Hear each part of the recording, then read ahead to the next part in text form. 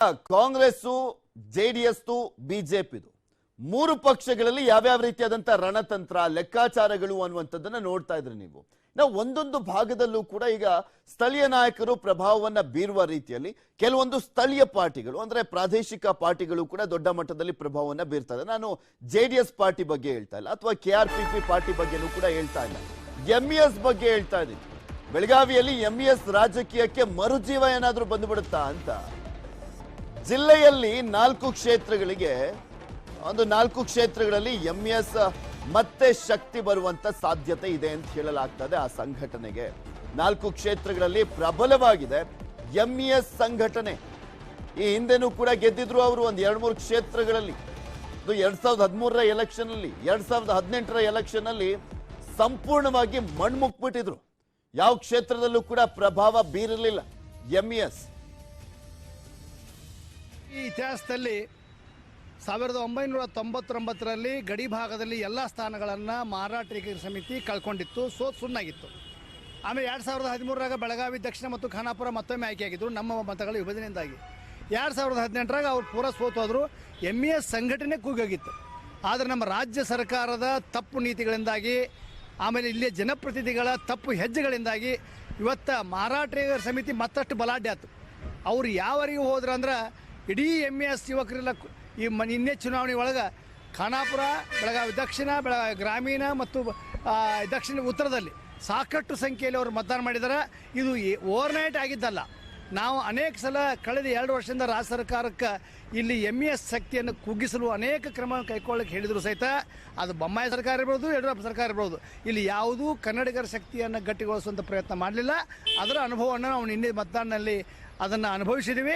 ಈ ಸಂದರ್ಭದಲ್ಲಿ ಒಂದೇ ಮಾತು ಹೇಳ್ತಾನೆ, ಇವರು ಎಷ್ಟು ನಮ್ಮ ಜನಪ್ರತಿನಿಧಿಗಳು ಮರಾಠಿ ಮತದಾರರ ಓಲೈಕೆ ಮಾಡಕ್ಕೆ ಹೋದ್ರು ಇವ್ರ ಇದ್ರ ಬಗ್ಗೆ ಇನ್ನಷ್ಟು ಮಾಹಿತಿಯನ್ನು ನೀಡ್ತಾರೆ ನಮ್ಮ ಬೆಳಗಾವಿಯ ಪ್ರತಿನಿಧಿ ಚಂದ್ರಕಾಂತ್ ಸುಗಂಧಿ ನಮ್ಮ ಜೊತೆ ನೇರ ಸಂಪರ್ಕದಲ್ಲಿ ಜಾಯಿನ್ ಆಗ್ತಾ ಇದ್ದಾರೆ. ಚಂದ್ರಕಾಂತ್ ಸುಗಂಧಿ, MESಗೆ ಮರುಜೀವ ಅಕಸ್ಮಾತ್ ಬಂದಿದ್ದೆ ಆದಲ್ಲಿ ಮತ್ತಷ್ಟು ನಾಡದ್ರೋಹಿ ಕೃತ್ಯಗಳು ಜಾಸ್ತಿ ಆಗ್ಬಿಡುತ್ತೆ ಅಕಸ್ಮಾತ್ ಆ ಅಭ್ಯರ್ಥಿಗಳು ಗೆದ್ದಂತ ಸಂದರ್ಭದಲ್ಲಿ. ಇದೆಲ್ಲದಕ್ಕೂ ಕೂಡ ಕಾರಣ ನಮ್ಮ ರಾಜಕಾರಣಿಗಳು ಅನ್ನುವಂಥದ್ದನ್ನ ಅಶೋಕ್ ಚಂದ್ರಗೆ ಅವರು ಹೇಳ್ತಾ ಇದ್ರು. ಅಲ್ಲಿ ಸಾಕಷ್ಟು ಕ್ಷೇತ್ರಗಳಲ್ಲಿ ಮರಾಠ ಮತಗಳೇ ನಿರ್ಣಾಯಕ ಆಗಿರುವಂಥದ್ದು. MES ಸಂಘಟನೆಗೆ ಈ ಬಾರಿ ಬಲ ಸಿಗುವಂತ ಚಾನ್ಸಸ್ ಎಷ್ಟು ಮಟ್ಟಿಗಿದೆ ಅಂತ, ಯಾವ ರೀತಿಯಾದಂತ ಪ್ರಭಾವ ಬೀರುವಂತ ಸಾಧ್ಯತೆ ಇದೆ?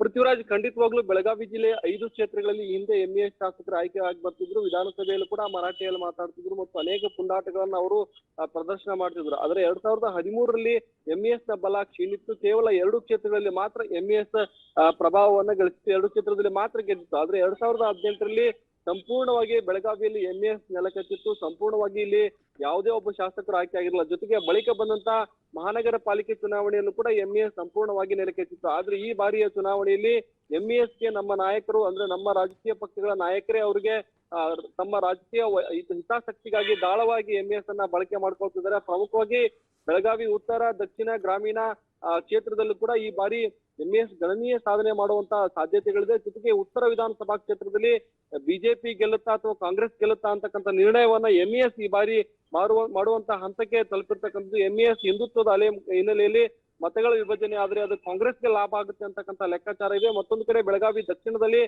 ಕಾಂಗ್ರೆಸ್ ನೇರವಾಗಿ MES ಬೆಂಬಲಕ್ಕೆ ನಿಂತಿದೆ. ಕಾಂಗ್ರೆಸ್ ತನ್ನ ಅಭ್ಯರ್ಥಿಯನ್ನ ಕಣಕ್ಕಿಳಿಸಿದ್ರು ಕೂಡ ಕಾಂಗ್ರೆಸ್ ನಾಯಕರು MES ಪರವಾಗಿ ಪ್ರಚಾರವನ್ನು ಮಾಡಿದ್ದಾರೆ. ಅಲ್ಲಿ ಅಭಯ ಪಾಟೀಲ್ನ ಸೋಲ್ಸಕ್ಕೆ ಕಾಂಗ್ರೆಸ್ನಿಂದ ಸಾಧ್ಯವಿಲ್ಲ. ಹೀಗಾಗಿ MES ಅಸ್ತ್ರವನ್ನು ಕೂಡ ಕಾಂಗ್ರೆಸ್ ನಾಯಕರು ಪ್ರಬಲವಾಗಿ ಬಯಸಿರ್ತಕ್ಕಂಥದ್ದು. ಇದು MESಗೆ ಮತ್ತಷ್ಟು ಪುನಶ್ಚೇತನಕ್ಕೆ ಇದು ಎಲ್ಲ ರೀತಿಯ ಸಿದ್ಧತೆಯನ್ನ ಮಾಡಿಕೊಳ್ಳಲಾಗ್ತದೆ. ಮತ್ತೊಂದು ಕಡೆ ಏನಂದ್ರೆ ಖಾನಾಪುರದಲ್ಲೂ ಕೂಡ 4 ಅಭ್ಯರ್ಥಿಗಳ ನಡುವೆ ಪೈಪೋಟಿ ಇರತಕ್ಕಂಥದ್ದು. ಅಲ್ಲಿ MES ಕೂಡ ನಿರ್ಣಾಯಕವಾಗಿ ತನ್ನ ಪಾತ್ರವನ್ನ ನಿರ್ವಹಣೆ ಮಾಡಲಿದೆ.